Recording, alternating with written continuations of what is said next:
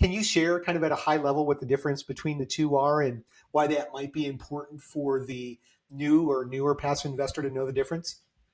Yeah, so Regulation D is a whole bunch of different private placement exemptions. Like Regulation D kind of, I guess, sits at the top, and then things like Rule 506B, Rule 506C would kind of be underneath it. Yeah, the 506B and 506C are, at least in my practice, like by far the most common offering exemptions that issuers try to or syndicators want to utilize.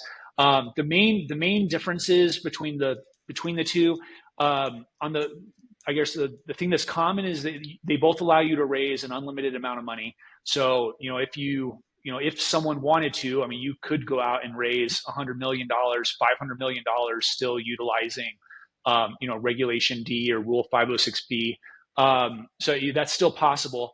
But the main differences are going to be on the 506B side. You're not allowed to use general solicitation to find investors. So what that means is you're more limited in terms of raising money from people that are already in your network, more or less.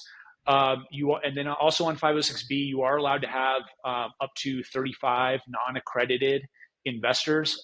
We always encourage clients to try to limit their offerings to accredited investors, but on the 506B side, there is a little bit of wiggle room if you do have like a group or a few unaccredited investors.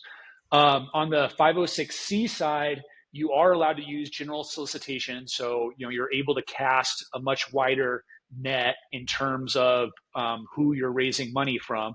The downside to that is that 506C requires the issuer to verify the accreditation status of all of their investors.